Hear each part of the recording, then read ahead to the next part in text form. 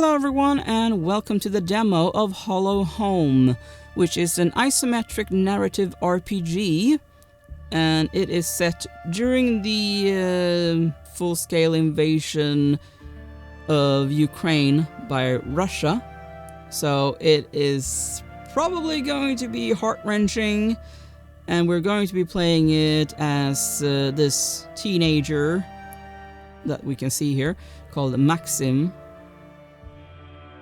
So yeah, with that in mind, let's jump right in and try it out.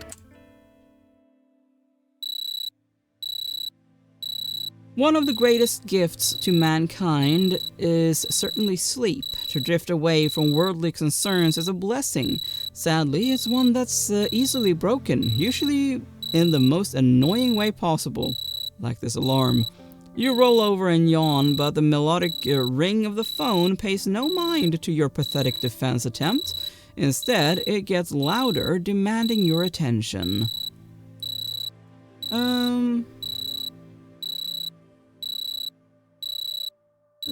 Is it morning already? You're not sure, but it seems so. You grab your phone and look at the screen. Bad news, you're late for school. Good news are that you've learned a lesson about the inexorability of the passing of time. It's 9:30 a.m., February 23rd, 2022. Might as well ditch school altogether. Your mom would be furious at such a heretical thought, but thankfully both she and Dad are out of the city. For the last week, you've been left almost completely to your own devices, save for an obligatory evening phone call. A time will come for you to suffer the consequences of your actions, but that's the headache of future you. The current you, however, has a nagging feeling that you're missing something important. Did you forget to...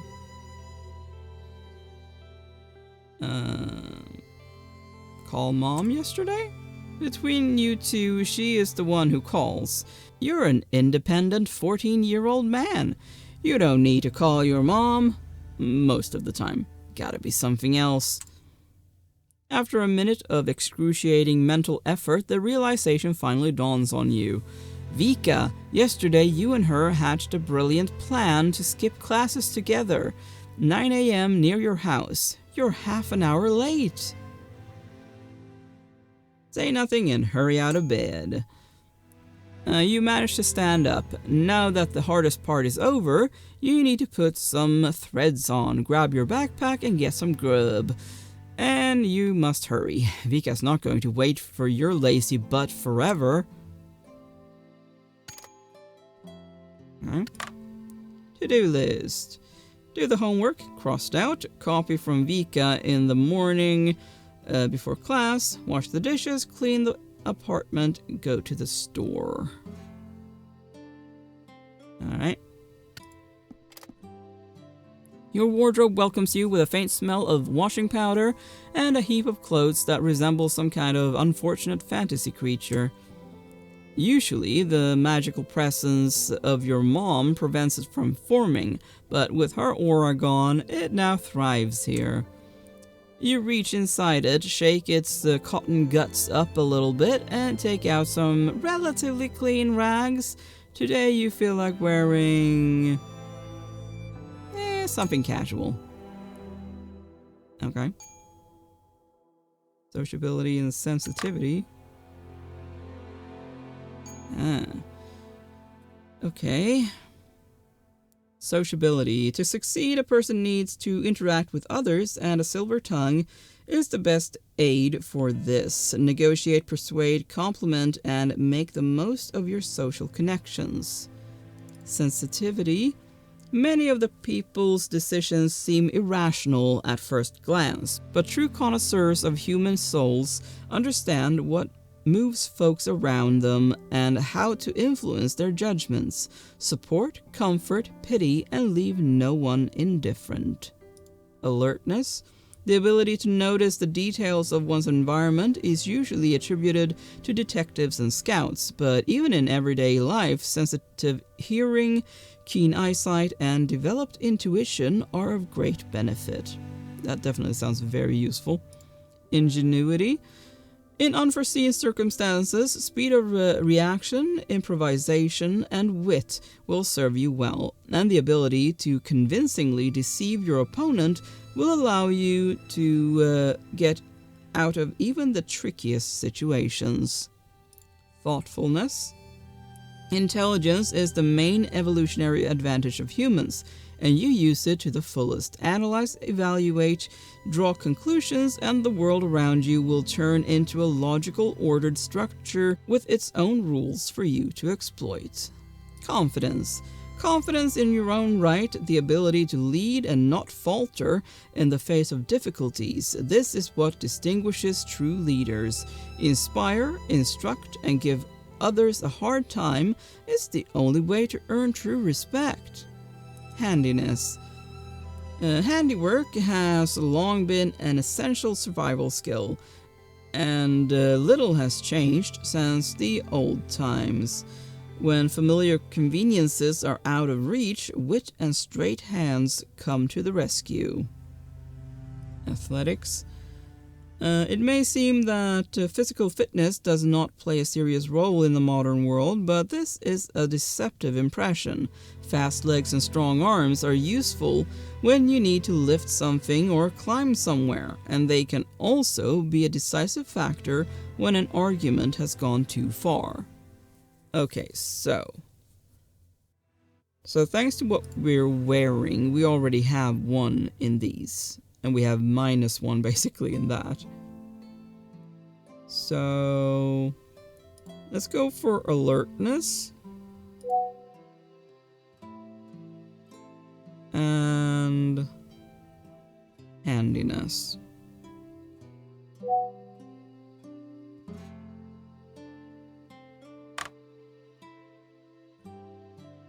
Okay.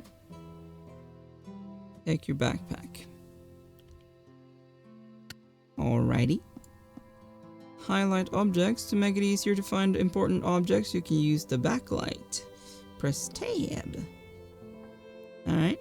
Oh, there were other things we could check here. Fantasy sci-fi comics. Unlike Vika, who likes detectives and historical novels, you prefer lighter, more adventurous genres. When you're in the mood to read, of course. Band poster. A poster of a famous rock band. Your taste in music comes from your dad and doesn't resonate with most of your classmates, but you and Vika are on the same wavelength. Okay, nothing in the bathroom. A note from Mom. Max, I'll be gone for 2 weeks. You take care of the household. Food's in the fridge, money's on the card, don't stay out late, eat well, clean up on time, and don't forget to go to school. Same with your homework. I'll check it when I get back. If you need anything, call or go to Grandma Tanya. Kisses, Mom. Okay. The vacuum cleaner waits dutifully in the corner of the room. Shame to say, but soon it will be covered in dust itself. Portrait of your family. The photo shows your family on vacation. You spent 2 whole weeks abroad on the Mediterranean Sea. You played beach volleyball, took evening walks along the beach, and ate lots of ice cream. It was a good time. A mountain of unwashed dishes has been occupying the sink for days. Sooner or later, you'll have to wash them, but if you have a choice, it's going to be later. First, I need to put something on and grab my backpack. Okay. Mom left a solid supply of food, and not counting on your healthy eating habits. There's still some left over. Okay. I guess we need to grab the backpack first. Neat. Antiseptic. Okay. And credit card. Pair lunch, okay.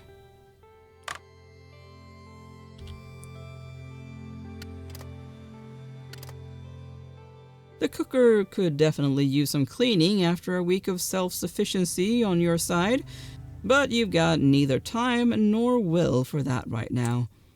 You've been familiar with cooking since childhood. Your parents are busy people, which means you learned early on how to use the microwave, the time to cook sausages, and why one should taste milk before putting it on cereal. But that's about it. Mom left you money for groceries and stocked the fridge with food. All that's left is to decide what you want. Okay. Sandwiches, porridge, or sausage with garnish. To grow strong, you need to eat well. Yeah. Porridge. Well, that's it. You're ready for an exciting day of ditching school. Time to get out of your cozy lair and go find Vika. Alright.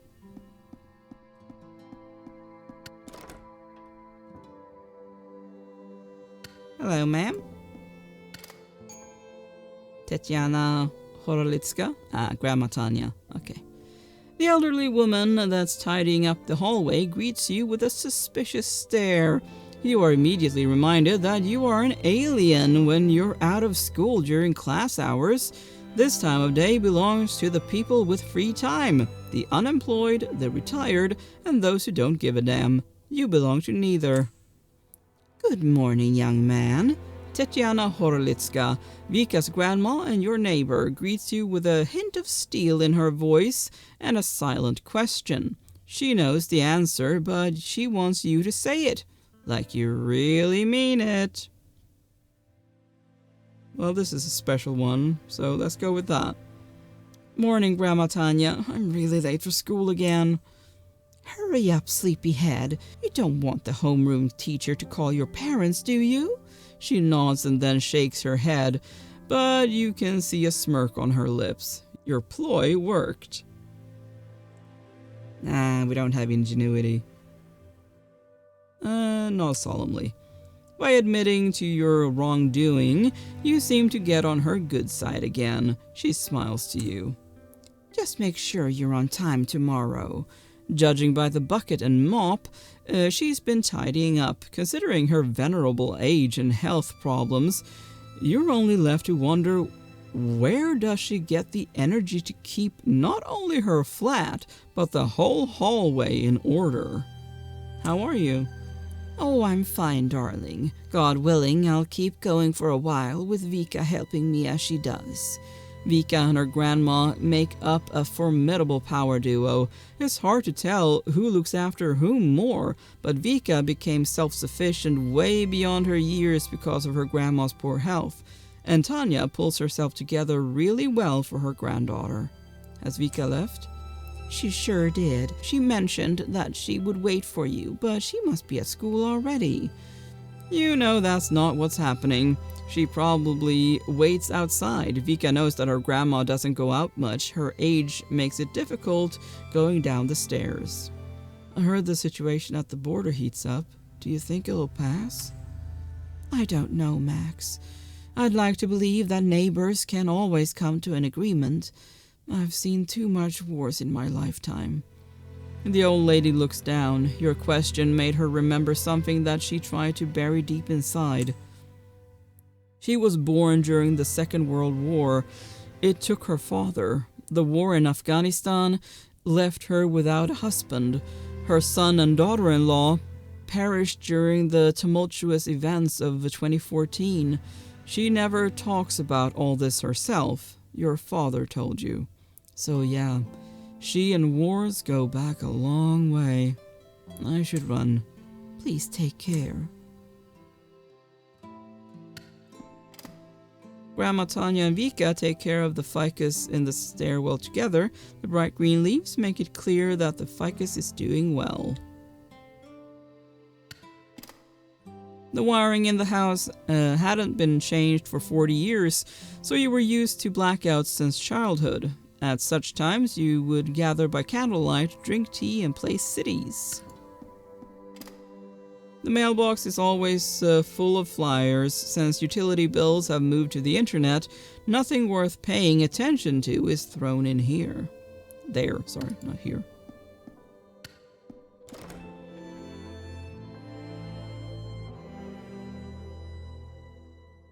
Basement.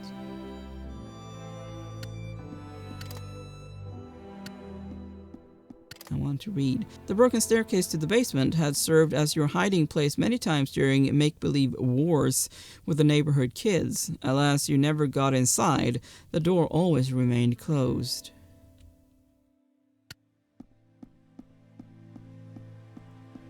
Anything over here? No, doesn't look like it. Hello, dog. Oh, sorry. It's a cat. Sorry, cat. Didn't mean to offend you.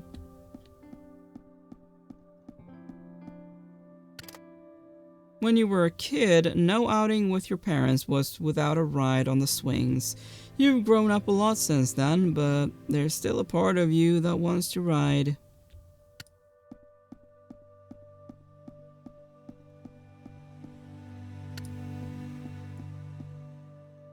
Vika. You find Vika exactly where you'd expect her to be. Could be worse, you think? She could be freezing in the not-so-hospitable February weather, all while lonely waiting for you. Instead, she seems to have a lively conversation with the local street sweeper, an aging man by the name of Oleksiy Sukin. It's interesting, but very sad. Imagine getting killed in your own pool for something you didn't do. That's an unusual topic they're talking about. Why must so many stories end tragically? Now it makes sense. Typical Vika book nerd discussion. To teach the readers a lesson. Happiness comes and goes, sweetheart, but sadness changes us forever. Some say it's the only thing that can change the nature of a man. Seems like a very bleak outlook to me. Let's talk about that again in a few years. He doesn't sound condescending as adults in such conversations usually do. Some stuff has to be lived through, not told about. Although a tragical but well-executed ending is way better than just a clumsy wrap-up. Or worse, an oh-so-unexpected twist, like some TV shows do. Vika still can't come to terms with how Game of Thrones ended. She ranted for weeks and you were the unlucky recipient, as Grandma Tanya forbid her from watching that horrible adult show. They finally noticed your approach. Look what the cat dragged in. Stayed up late playing video games again? Oleksiy frowns with mock disapproval, yet his smile is understanding. Despite his age, he tries to keep up with the times, and thanks to you and Vika, he has an accurate idea of what kids are into today. Yeah, let's go for that one. What can I say? I'm a night person. By the way, what was that about killing in pools? We were discussing literature. Vika trying to get me into fantasy again, and I acquainted her with the classics. So far, we're going 1-to-1. Uncle Lyosha is still not sold on trying video games, though. I'd really like to, honest, but I just don't see myself doing this. My eyes aren't what they used to be, and I still have to work every day, even though I'm retired. At least you have an explanation. Max just fools around all day long and still can't be on time. What time did we agree to meet, Sleepyhead? You sigh hard. It's never easy to argue with Vika, even under the best of circumstances. But in the morning, when the mind's still foggy, it's better not to try at all.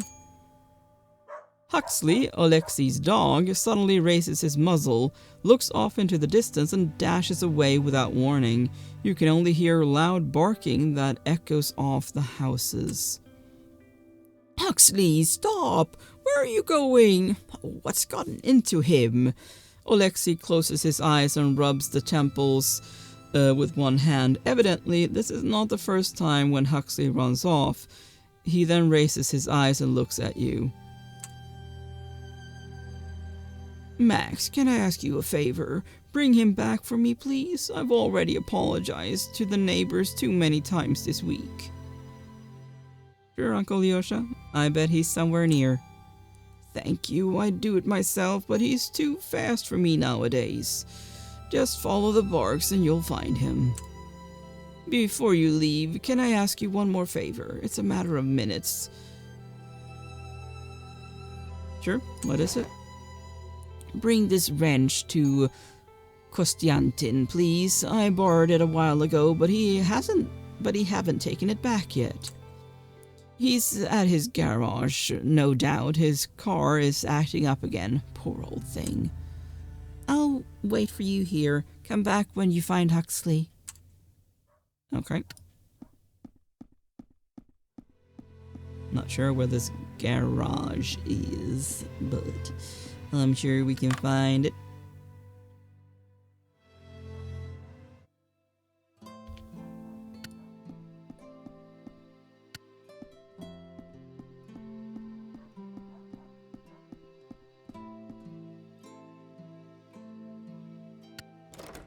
Oh, I'm guessing it's here.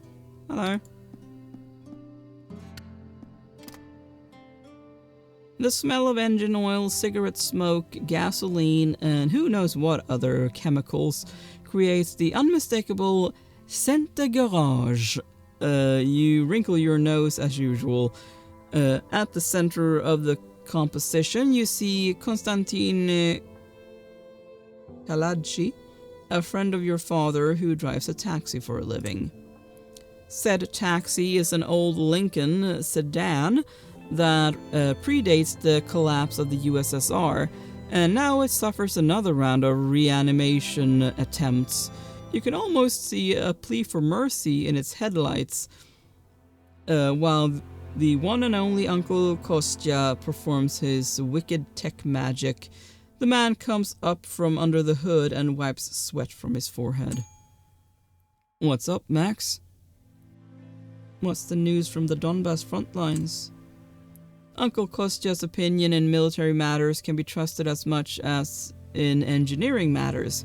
He volunteered at the very beginning in 2014, and if he hadn't been wounded a couple of years ago, he'd still be at the front along with your father. I'll be frank with you, Max. There will be war, not like the current one, a real one. Tank columns and shelling of cities? Of course, our guys are getting ready, and the Muscovites will be in for a hell of a fight, but... He cuts off mid-sentence, and an uneasy silence falls. I just hope they are not completely out of their minds, but history tends to prove us all wrong. Something's coming, and we better be ready for it. I don't understand why you don't join a network company like Uber. They'd probably help you with the maintenance too. Bah! Sell out to those greedy bastards? No way! Call me old-fashioned, but it's better to call your clients on the phone yourself than sharing your hard-earned cash with some useless bloodsuckers. Some people find change difficult. Uncle Kostya strives for the future, yet he clings to the past with all his might, creating more problems for himself. But it is useless to talk to him about this. The eggs don't teach the hen. I've brought you your wrench. Fantastic! Thanks a ton for bringing it back. Why do you keep doing this? Buying a new car would be easier. Cheaper, probably.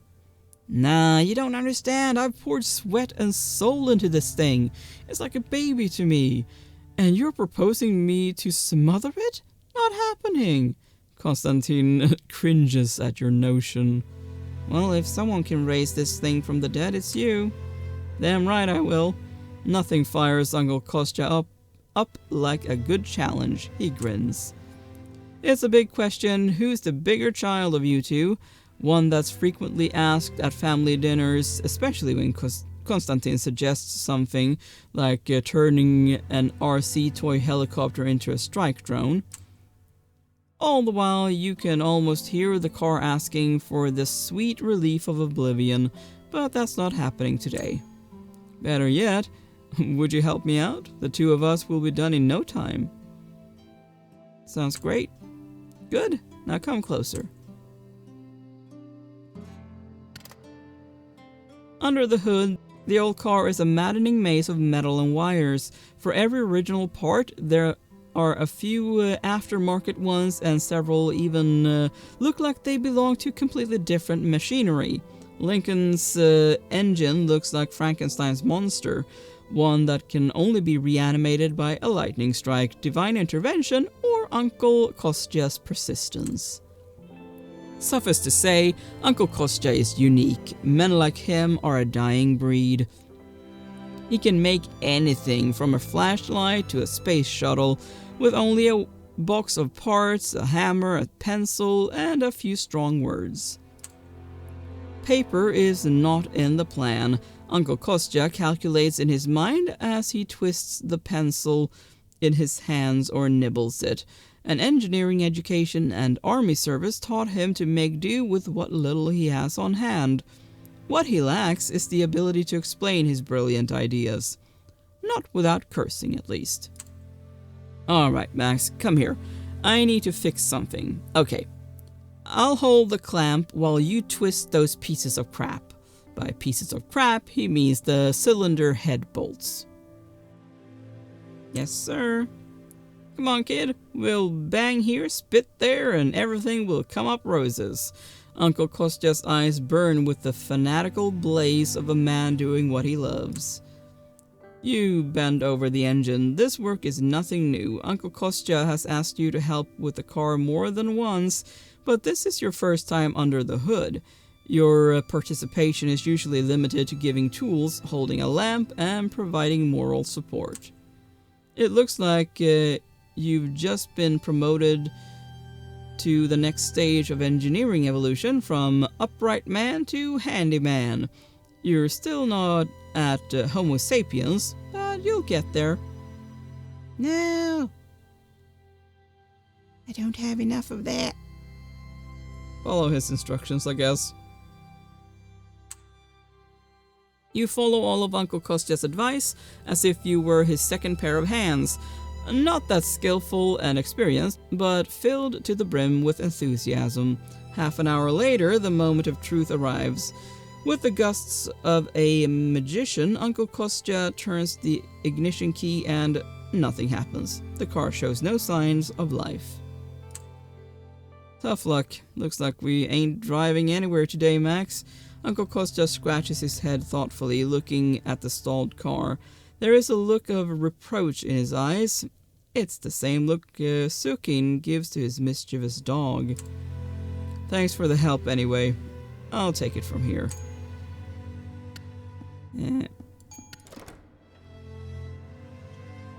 That was a waste of time. Seems to be getting louder.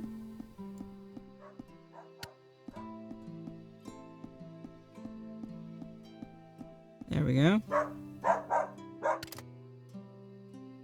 As you approach the source of barking, you see a scuffle between Huxley and an unfortunate disheveled man. This is a local ne'er-do-well, Sviatoslav Sotnik, and he is in trouble. Aw, shit! Get off me! Max, help me out, will ya? Get this furry piece of shit away from me, or I won't be responsible for what I'll do. Sviatoslav tries to keep yapping Huxley at bay with his foot. For some reason, Huxley can't stand him, and the feeling is mutual. You hear a growl, and Huxley sinks his teeth into Sotnik's foot. Oh, beep! I know that that's a swear word. Let me go! The mighty sound of Uncle Sotnik's vocals scares off a flock of pigeons. If not for the general alcoholic roughness of Sviatoslav's voice, he could have performed on stage. Whether it's because of the foul taste of the boot or angry screaming, Huxley decides to let go of the foot. The dog raises its short tail, preparing for the next attack. Just calm down, Uncle Sutnick. You're only irritating him more with your screams. I'd say he's already set on biting me, but fine. The man shows you his boot, newly decorated with bite marks. He cautiously glances at Huxley, but stays in place. Do I want to use that on you, though? I don't think so. Let's do that. Even though I am not one usually to blame the animal, but sorry for that, Uncle Sutnick. Usually Huxley behaves well. Sure, you say that because he usually leaves no evidence, but this time he's caught red-pawed. Calm down, Huxley. Promise Uncle Sutnick you won't do it again. Yeah, it better be the last time or I'm calling the police. Huxley looks at his victim with puppy eyes, but you see right through the rascal. This will happen again. No need to tell Sutnick, though. He's suffered enough already. Come on, dog. Time to head back to your Rona.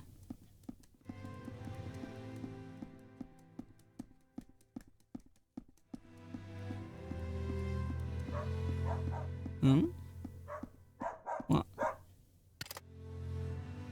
The dog happily wags his tail. On his list of favorite people, you take an honorable second place, right after his owner.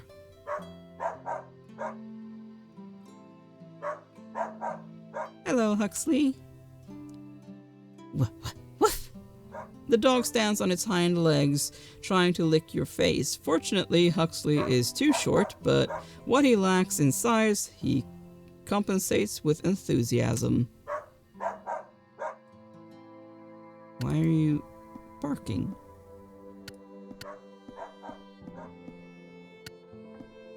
And shouldn't you be following me?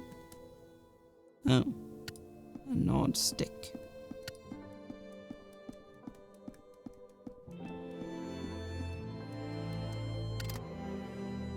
Uncle Lyosha goes leisurely about his daily business. Given his line of work, you wonder how he manages to maintain such a neat and friendly appearance. He cracks a barely noticeable smile when he sees you. Uncle Lyosha, I brought Huxley. Ah, there you are. I hope everything is okay. The dog immediately greets his owner by vigorously rubbing against his leg, which leaves it covered in hairs. Alexei greets him with a small snack that he produces from his pocket. Huxley bit Uncle Sutnick's leg. Again. Not good. I'll have to apologize to him. Again. The janitor sadly shakes his head. Huxley, what is between you two? Cut it off. Uncle Lyosha looks sternly at his dog, but Huxley parries his gaze with those puppy eyes. Oh, come on. Learned that one trick, and now he knows I just can't be mad at him. Alexei pets his dog behind the ears. Uncle Lyosha, have you heard what is happening at the border? I heard, Max.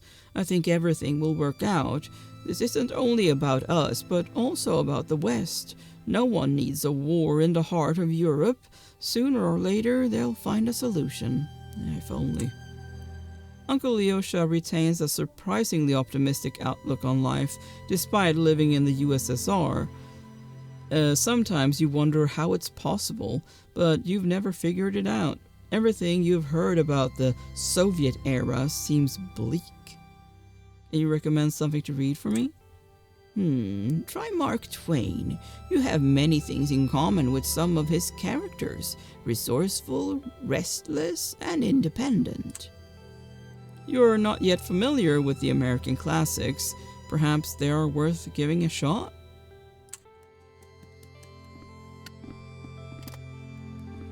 Vika looks at you expectantly. You can tell she's already tired of waiting. Let's go, Miss Truant. Gotta have some fun before the day ends. Says Mr. Truant. Okay, So here's the plan. Of course, she has neatly planned out even the school ditching.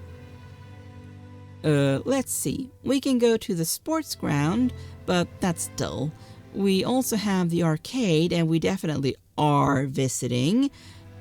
So I can show you who's boss. Vika immediately gets to business and starts bending her fingers. But first of all, we go to the shop and buy something delicious and very unhealthy. Your treat. You can argue with every one of those points, of course, but Vika's no bullshit expression and attitude overwhelms you. Fine, so be it, you think. Let's do this.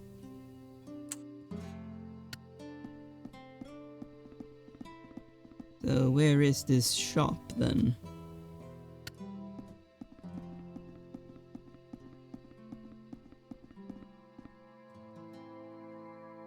Oh. Oh, we can get another one. Let's get ingenuity. Yeah. Go to the shop and buy something delicious, visit the sports grounds, visit the arcade. This looks like it would be shop, yeah.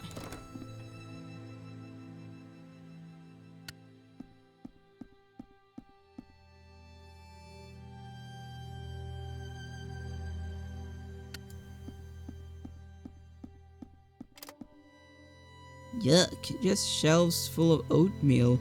Why does your mom keep buying this stuff?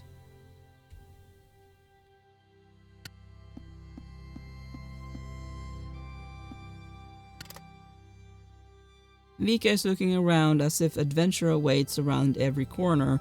She's purring a soft melody under her breath. The ear flap hat and her father's old jacket make her look a bit like a cartoon character. Vika, however, doesn't mind in the slightest. Heard the latest news about the situation at the border? Yep. Some luck we have with neighbors like that.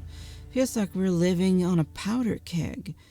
Vika nervously crumples the edge of her jacket in her hands. If something goes down, what will you do? I don't know, but I won't leave Grandma. She won't make it on her own. The right thing to do would have been to get as far away from the front line as we can. But we don't have a car and Grandma's too weak for public transit, so there aren't a lot of options here. For the first time this day, Vika looks troubled and unsure. Maybe you could talk your parents into leaving? I'd feel better knowing you were safe. Something warm swells up in your chest when you hear her words. Despite her prickly behavior, she cares about you deeply. I see you found some common ground with Uncle Lyosha. Vika's eyes flash with excitement. He's just so smart. He knows everything. Whatever you ask, he has a story about it. And we have similar literary tastes. I wish he was our teacher at school. He has a whole library at home, racks of books all over the place, and he has read every single one. Uncle Lyosha says the first thing he bought with the first money he ever earned was a book. Sorry for being late. I overslept. Yeah, I noticed. I honestly thought about going upstairs to wake you up. Maybe try going to bed earlier. You look like a starving zombie. She looks fresh as usual. How does she manage to do that? Is there some kind of secret? I don't know if I'm interested in flirting with her, and that feels a little bit like flirting. So let's go with this one. And I feel like one also. Nah, screw that. Sleep is overrated. Vika rolls her eyes. Well, at least I can say I tried. Try not to snore when you fall asleep during classes.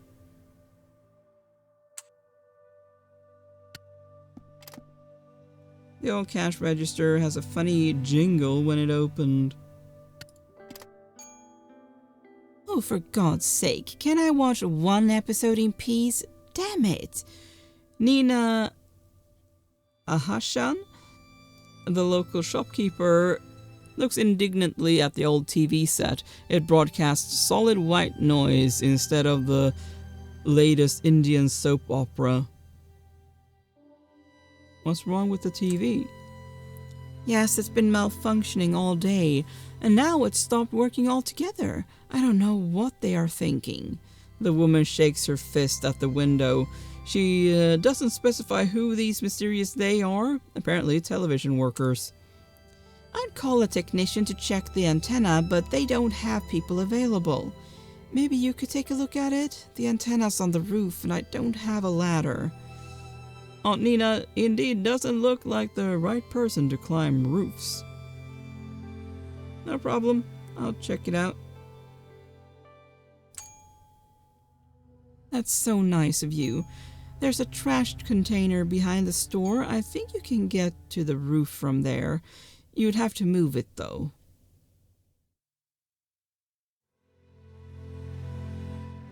I want to buy something delicious. Oh, I'm starving. Would you buy me a chocolate bar? Vika looks at you with a sly smirk. Sure. Thanks, Max. You're the best. Nina hands you 2 chocolate bars. Vika beams at you. As she eats the bar, you can't help but feel satisfied with yourself. Okay.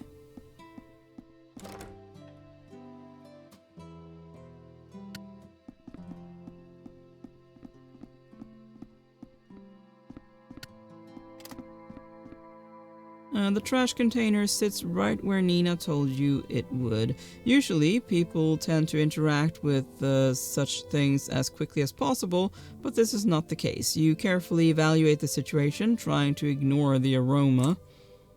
The dumpster should be high enough to reach the AC unit, and from there you can climb to the roof. Problem is, you have to move the dumpster underneath the AC first. Okay. Try to push the dumpster. Despite your best efforts, the damned container defiantly stays in place. Your force proved to be not that unstoppable before this obstacle. You really shouldn't have skipped PE, Max. Vika chuckles in a witchy way at your embarrassment. No matter, the day will come when she'll be in your shoes and you'll get your sweet revenge. Oh, I guess we're not doing that one. Oh. Athletics +1. Interesting. Let's use it then. Maybe that will help.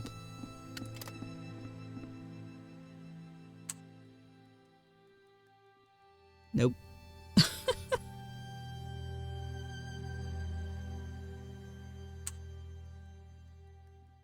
Alright.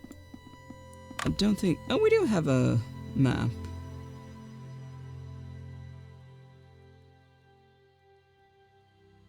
Okay.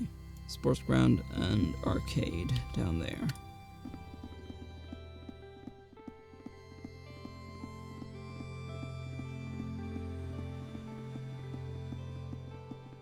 Oh, this is definitely the sports ground. The sports ground is the center of attraction for all the guys in the area, young and old. In turn, this makes it the go-to place for girls. The Palace of Culture, located nearby, can't even hope to attract the same attention. However, it is empty at the moment. All the usual attendants are either at school or at work. Vika looks around and shrugs. So, what do we do? It doesn't look like we are going to have much company here. Our classmates are too conformists, don't you think? We'll have to work on that. Noble idea, but doomed to fail. Our classmates are too boring. Well, they have to be re-educated, right? The school is already made for re-educating children, turning them into obedient sheep. It's just that we are too stubborn to fit into the same mold. Vika stares meaningfully into the distance like any 14-year-old school revolutionary would do while delivering such a speech.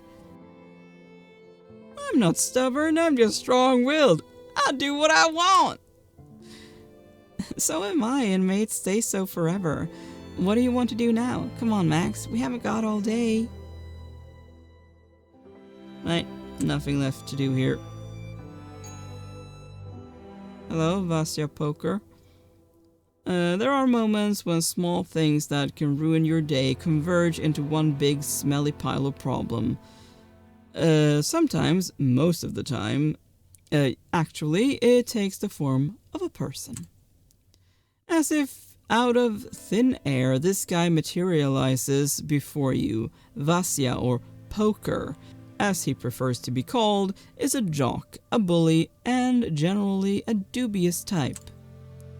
Oi kids, have some spare change? He looks at you with the utmost contempt and spits out a half-chewed match. Hello, Vasya. Where else would we meet? Definitely not at school, fuck it. He makes an obscene gesture with his hand and laughs. Why have you come to us? What are you talking about? I'm a responsible person. How can I leave kids unsupervised? Seems that the one needing supervision is you, by the police. Vika looks at Vasya defiantly. Shut up, and I'm not talking to you. Vasya gets closer to Vika, towering over her. Now, about that spare change, he turns to you, looking all dangerous. Look, we don't want trouble. Me neither, and the price for having none is just some cash. Vasya eases off. Okay. I don't really have a choice. So I guess that. I don't have cash, but I can wire out money to you. You take out your phone and open the banking app. Your parents left you a credit card for all your cash needs while they are away. Vika groans and does a facepalm. Vasya grins like a predator who caught his prey. Well, I didn't have a choice, did I? Now we're talking. Send it to my phone number. 100 would do. Now that's heavy. 50 would have to do. I don't have more. I have a feeling that you're lying, but I'm generous today. 50 it is. Vasya clicks his tongue in contempt. He grins wide when he hears the ding of his phone notification. Vika stays silent and visibly uncomfortable. Pleasure doing business, sucker. Vasya goes away, as do the battered remains of your dignity. At least that's over. Come on, Max, let's go. Vika follows him with a glance and then looks at you with a mix of regret and compassion. Well, at least I didn't have to give him 100. That's something.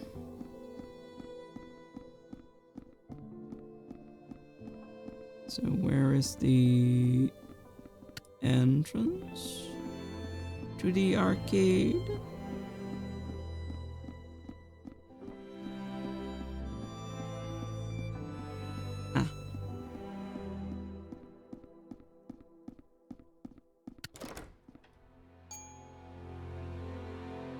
The arcade welcomes you with flashing lights, blings, dings, and rattles of the various arcade machines.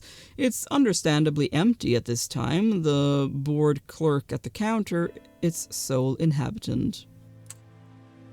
You wonder sometimes how it continues to exist in the time when everybody and their dog has a computer at home and a smartphone in their pocket with way more advanced games available anytime. Yet it still exists, defying all odds. Maybe the whole purpose is to make people wonder such things so that they visit the arcade. Maybe it's all a front for some exciting illegal activity, or maybe some places are just too stubborn to die. Are you ready to get your butt kicked? Come on, let's go play Battleship Arcade.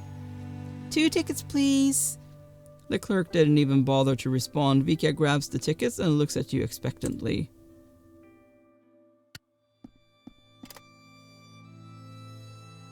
Okay. Oh, that's Vika, right. As you approach the venerable machine, Vika's eyes start to glow with competitive thrill. For some reason, the old Battleship arcade is her favorite. You usually play way more modern games together, but there is an undeniable retro charm with this one.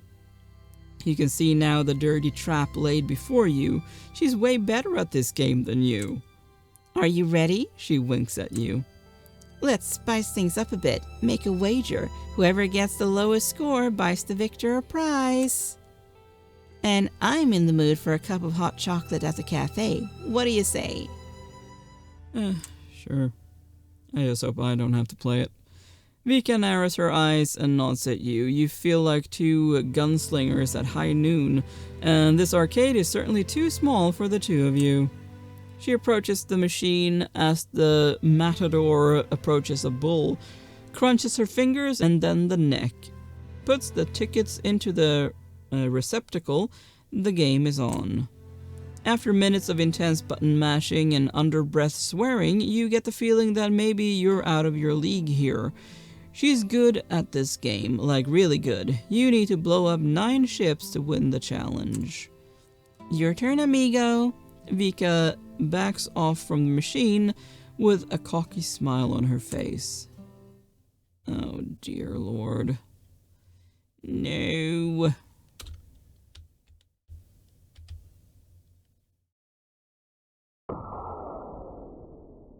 Oh wow, that is slow.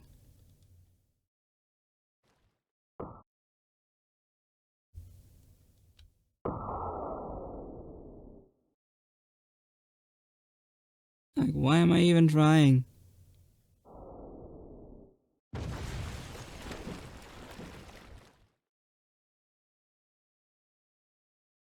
Like, she was reacting to me having to pay Vasya. I mean, she's using me too for money. I mean, I've had to pay for everything.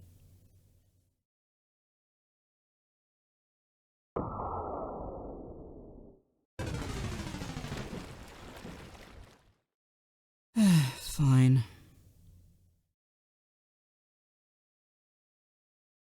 Not a fan of those tiny little boats.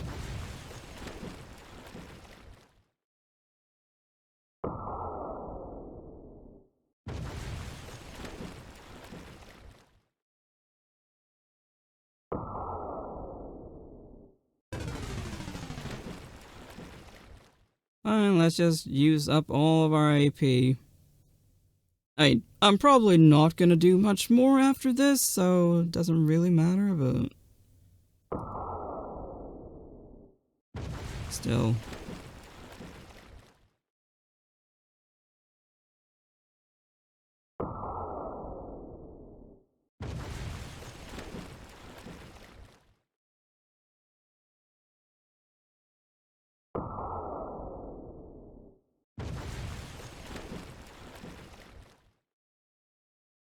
Doesn't make it any less annoying.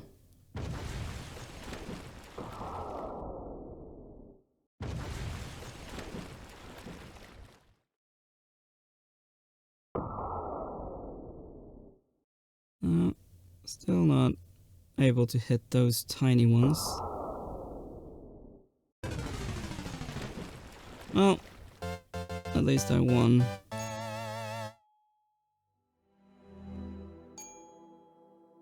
You back off from the machine. Turns out, you're not half bad at it yourself. Beginner's luck. Vika scoffs, but you can see that she's at least a bit proud of your achievement. She can't be mad at you for real.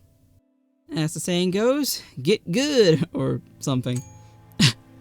Thanks, but I could do without your snarky remarks. Let's go, I'll get you hot chocolate. Oh. Oof, that was fun. I think I'm done for today. Time to go home. Walk with me? Sure.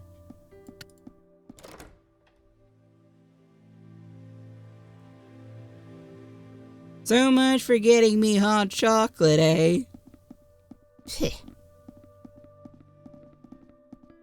Main reason that I am thinking of stopping is, well, for one thing, this video has gone on for long enough, but also because I think that... Ugh, not him again. The fact that I used up so much AP is probably gonna come back to haunt me if I keep going, I imagine.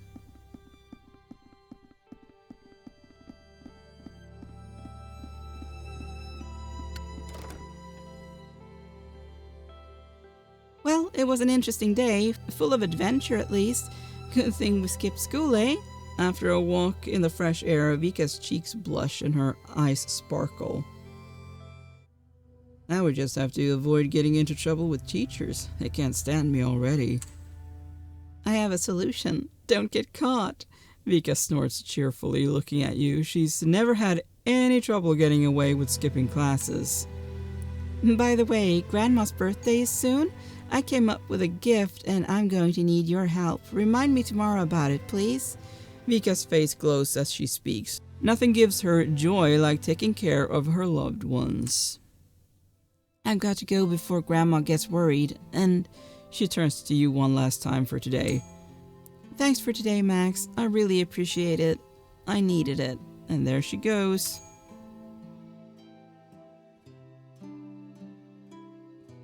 Yeah, well, I couldn't help but fail the hot chocolate one because she wanted to go home.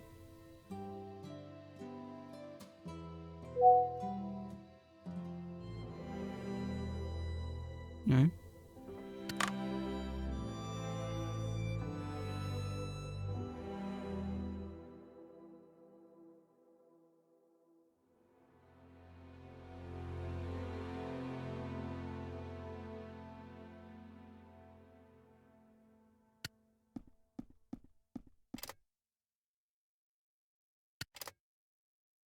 And one of the things that should be done is cleaning the apartment, but...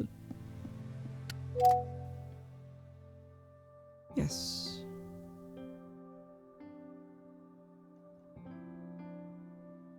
On February 23, 2022, the whole of Europe was discussing the Russian Federation's recognition of the independence of the Luhansk and Donetsk People's Republic, which had happened the day before. It was an alarming sign because a 180,000-strong Russian army had been standing on the border between Ukraine and Russia for weeks. The situation, tense as it already was, threatened to reach a boiling point, as now Russia had a casus belli.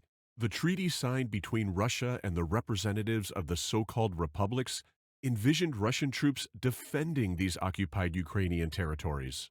Western leaders and intelligence services had been openly warning the Ukrainian authorities about the impending attack for more than a few months, but their words were received with skepticism in Kyiv, at least in public. Ukraine's top leadership reassured the nation that there would be no full-scale invasion. No one wanted to believe in the possibility of a major war in Europe. Yeah. Air raids, Siren.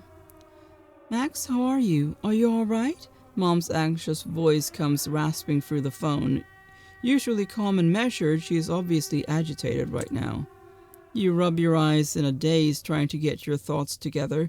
Your mother doesn't usually call this early. It's 5 o'clock in the morning.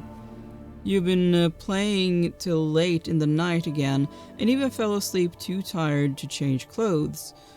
Somewhere in the distance, a siren sounds. Another one answers it. What the hell is going on there? Mom, why you call so early? It's not even time for school yet. Max, my dear, the war has begun.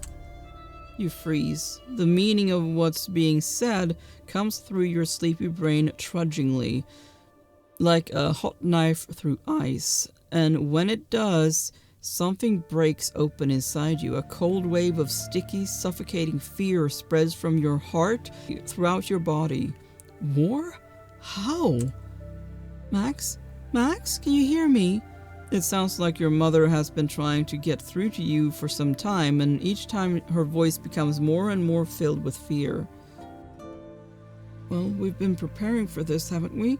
Dad always said that sooner or later the neighbors would attack. Oh, Max, you're just like your father, so brave. Mom's voice trails off. As she remains silent, you hear a pleasant female voice announcing the plane's departure in the background. It sounds like Mom is calling you from the airport. Okay, close the windows and make a sleeping place in the bathroom. Take Dad's sleeping bag, fill the tub with water, and make a food supply. Buy something that has long shelf life. Pasta, canned food, flour. Cash your card in. Don't worry, Mom. Vika, Grandma Tanya, and I will wait for you. It's good that you're there for them. That's it. I have to run. I love you very much. Keep safe. Mom hangs up and you stare at the phone for a few more seconds, processing what you've heard. Gradually, the horror of the current situation comes over you. A full-scale invasion has begun, and you are in a frontline town, all alone. Your heart starts pounding heavily in your chest. Limbs feel leaden and heavy. Your vision darkens. Is that an explosion you just heard?